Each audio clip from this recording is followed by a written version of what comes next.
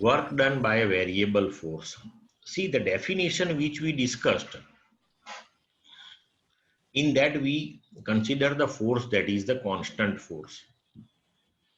But it is not necessary during the displacement of the object the force that continuously remains constant.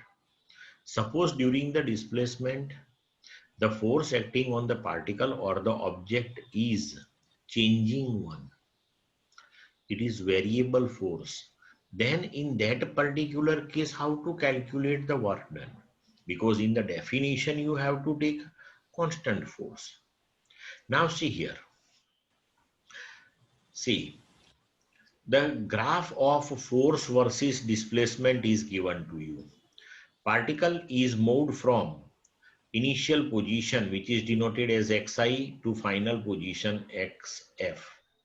And when it is moving from xi to xf, the force is changing. Right? See here. If force is constant, then during this displacement, the graph that should be the straight line parallel to this displacement axis. But see here, this is the curved one. Means force is changing. So in this particular case, how to calculate the total work done? So in that, what we have to do? We have to divide that entire displacement into so many infinitesimal small displacements. And those small displacements should be such that during each small displacement, the force that should be constant. એટલે કે આપણે જે entire displacement છે એને નાના નાના નાના નાના ટુકડાઓમાં ડિવાઈડ કરી દેવાનું. અને each small displacement આપણે એવું પસંદ કરવાનું અથવા તો એટલું નાનું પસંદ કરવાનું કે during that displacement force remains constant. હવે માનો કે આપણે આ જે એન્ટાયર ડિસ્પ્લેસમેન્ટ છે એને small displacements delta x1 delta x2 delta x3 up to delta xn એવા સ્મોલ પાર્ટમાં ડિવાઈડ કરી દઈએ.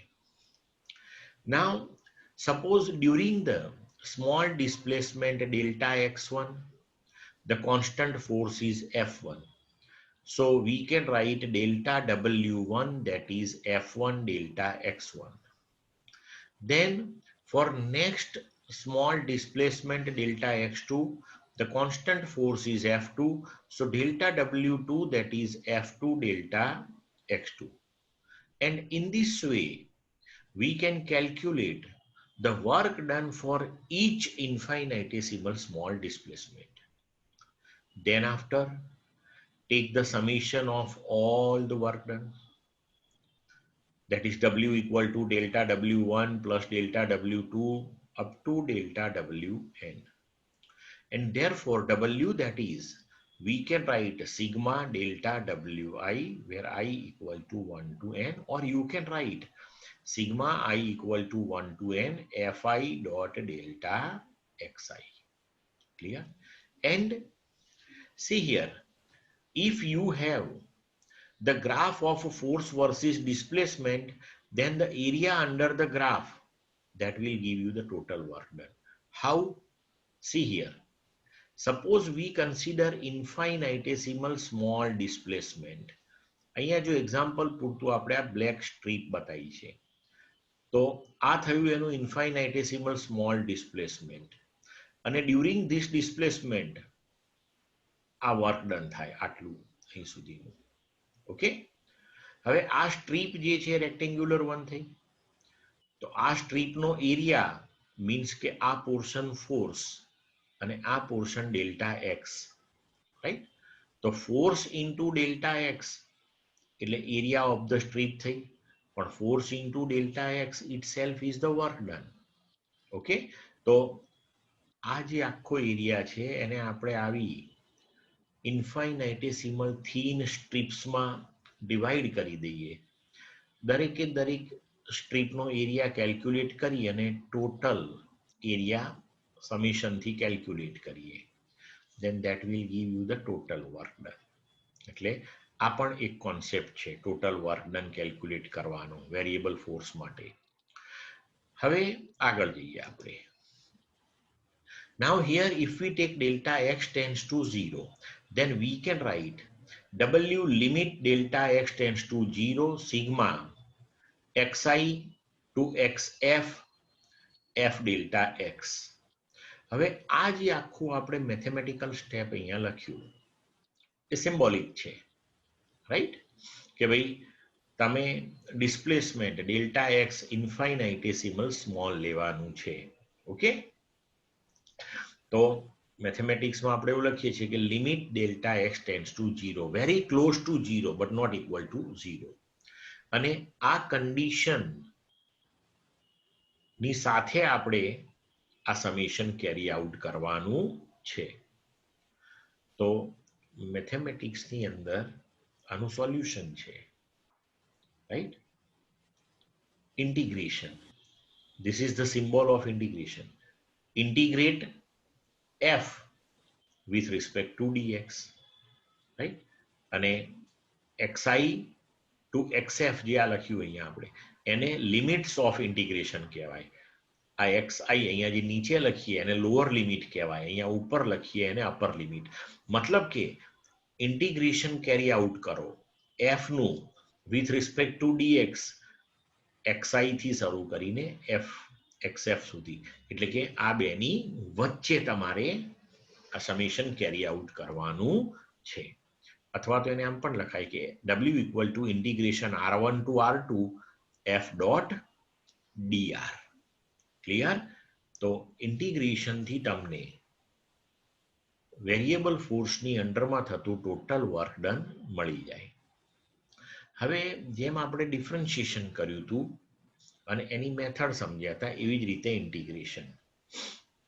જો ડિફરન્શિએશનમાં આપણે શું ડિસ્કસ કર્યું હતું કે d by dx that is differentiation with respect to x of x raised to n.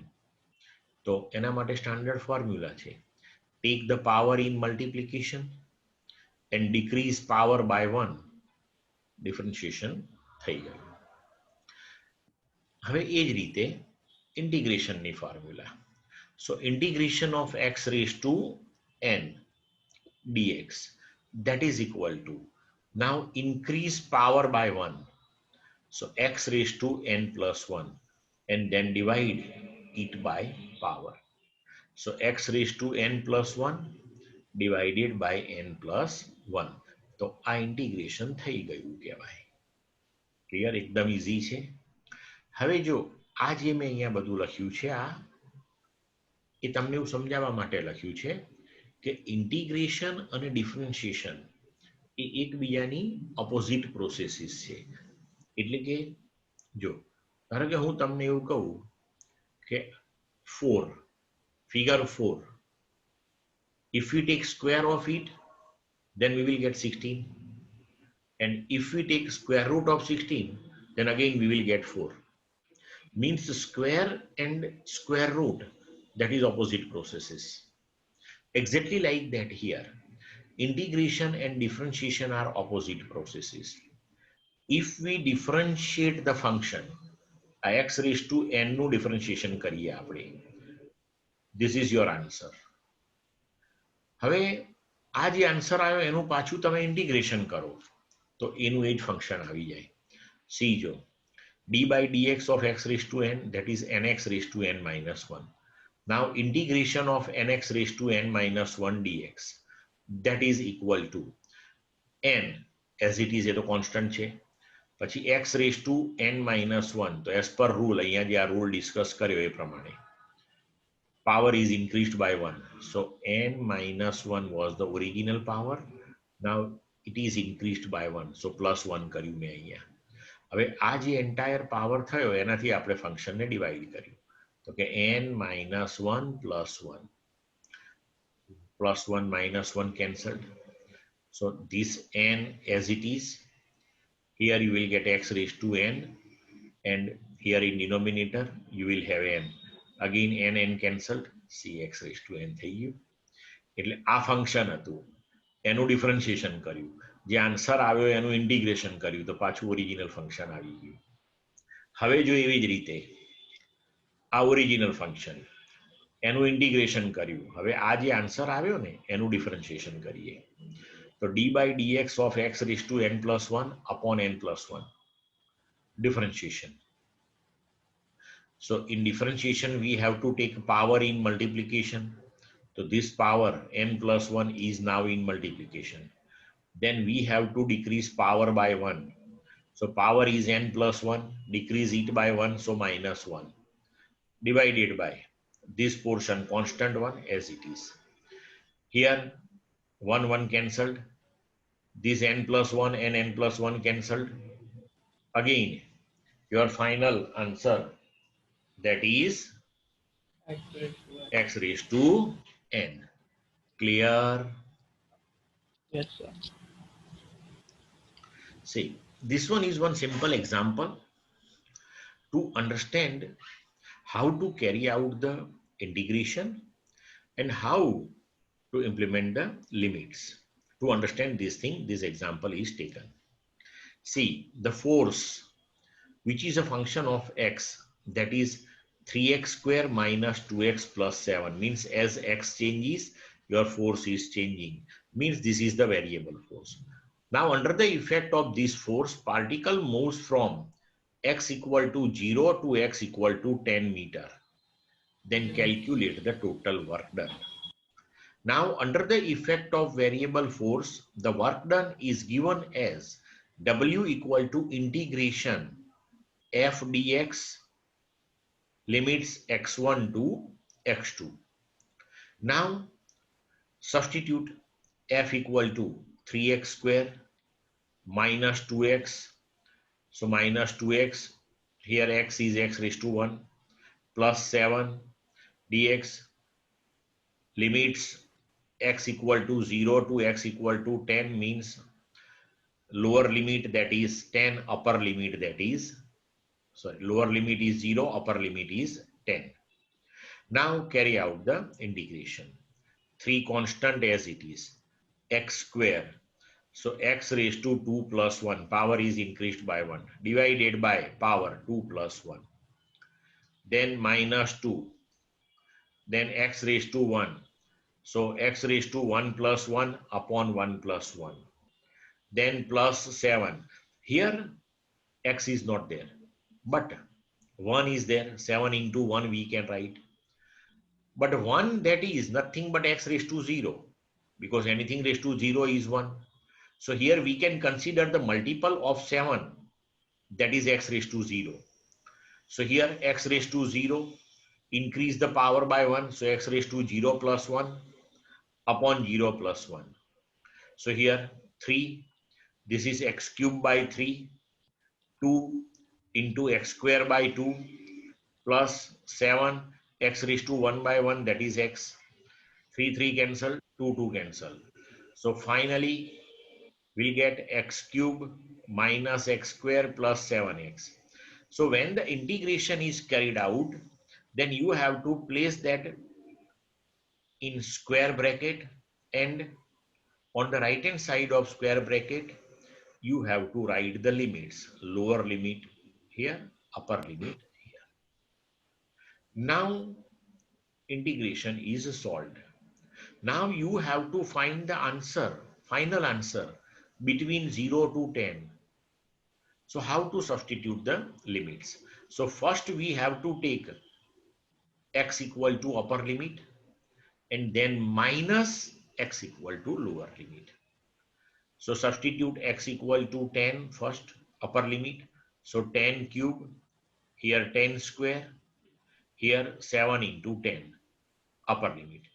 Then minus lower limit, x 0 cube, x square, 0 square plus 7x, so 7 into 0.